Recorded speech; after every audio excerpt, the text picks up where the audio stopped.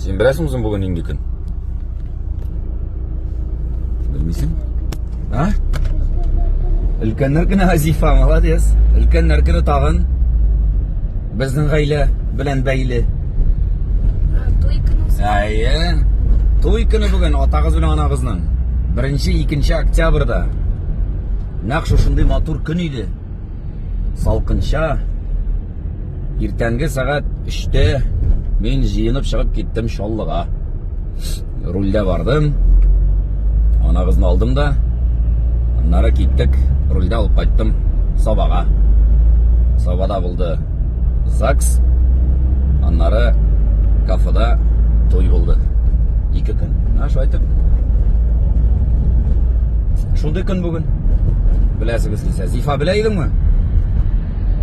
А? Жоқ.